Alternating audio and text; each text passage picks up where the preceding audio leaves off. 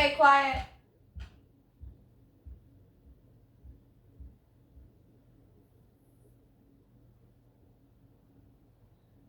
Okay, Natalie, we're all back and ready to go. Are you ready? Okay. Yeah, Would you like to share your screen? sure. Okay.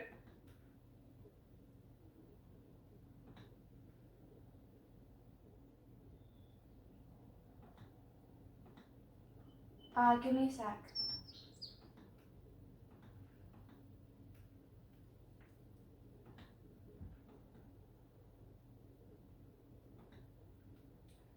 Okay, are you seeing my screen?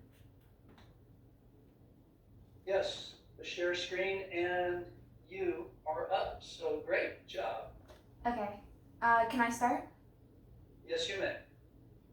Hi, my name is Natalie Binfield. I'm from the 4-H Olivenheim group in San Diego. I'm 12 years old and in 7th grade. This is my first year in public speaking and my second year in 4-H. I will be doing a speech on sea turtles and that they need our help and how we can help them. I'm sure that you've heard of at least one person writing, reading, or even talking about sea turtles and that they need help. Sadly, all of this is true. Sea turtles are rapidly decreasing and none of them are safe. Let's take a look at a breed called hawksbill sea turtle. National Geographic says over 9 million of them were hunted in the 1800s. Now they think only 83,000 are left, and that's a high estimate. Sadly, hunting is not the only thing that's hurting these sea turtles. There's oil spills, marine pollution, boats, and global warming. As we can see in this photo over here, oil spills are covering sea turtles, which is making it hard for them to breathe. And it's destroying their habitats. Then we have marine pollution. Sea turtles are being affected by marine pollution by trash and fishing nets. If they get stuck in a fishing net, they can easily sink. And if they eat trash, they can catch a disease. Sea turtles are affected by boats. If a boat goes into their habitat, it can destroy rock sculptures that they have. And it can crack their shells super easily. Sea turtles are affected by global warming probably the most. Sea turtles that live near ice glaciers are being affected because they're melting. Sea turtles can also get overheated by global warming. And the hotter and hotter it gets, the more females there are, meaning the less and less males. Luckily, not everybody is hurting these sea turtles. There's some great places like the Sea Turtle Conservancy and wildlife collections. The Sea Turtle Conservancy is a great place where all of your money goes straight to helping sea turtles.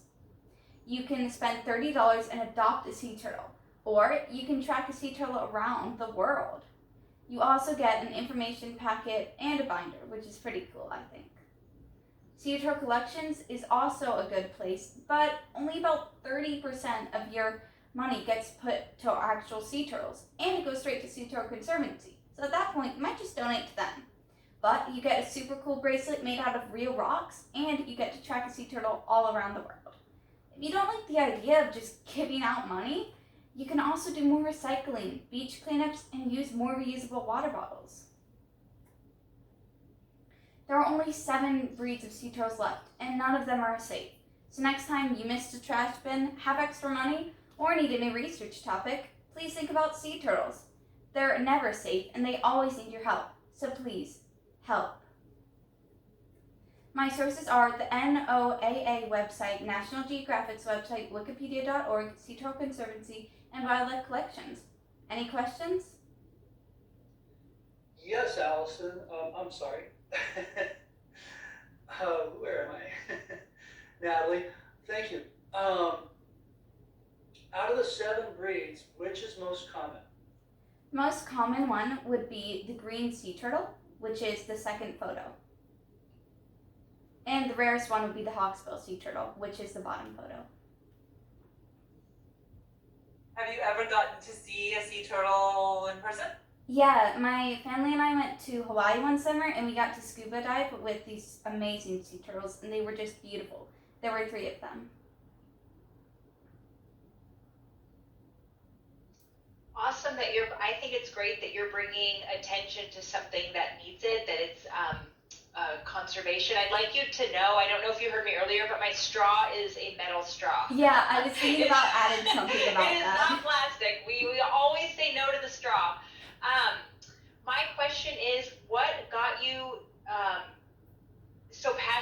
about this topic? Well, I love all marine species, and I want to be a marine biologist when I grow up. And especially when I see these beautiful things like sea turtles that can be on land or in the water, I just don't want the next generation not to be able to see them. So I think it's important that we bring attention to this now before it gets too late. Absolutely. There's many conservation efforts out there through different, I saw your sources through different, I guess it'd be fundraising areas, but kudos to you for bringing attention to this. I'm very impressed. Thank you. Couple follow-up questions for you, Natalie. Yeah? So, marine biologist, have you heard of the Ologies podcast series? No. Look it up. It's a fun place to be. Okay. Anything that ends in ology gets discussed. And curious, where did you go deep sea, or I guess diving in that Hawaii? What part of Hawaii? In Maui, Hawaii. Okay. Did you go out to, what is it, Molokini then? Yeah, I think so. I think so too. That's a great place to see turtles. Great presentation. Thank you. You guys have in San Diego, we visited there. We're at the top of the state, but we visited there before COVID. And you guys have a center, and they have turtles there. Do you remember the name of it? It's you have to take a bus to get there. Yeah, it's like San Diego something. Okay, yeah. Anyway, they had the turtles there, which was pretty cool. Yeah. Living Coast Discovery Center, is that it?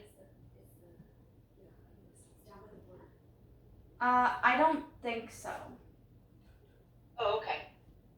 That's what our magnet says. It could just be part of it. But anyway, it was a really cool facility with the turtles there. You should check it out. Okay. Thanks again, Natalie. Mom! And Hadley, you'll be next. Okay. You cannot talk in the background.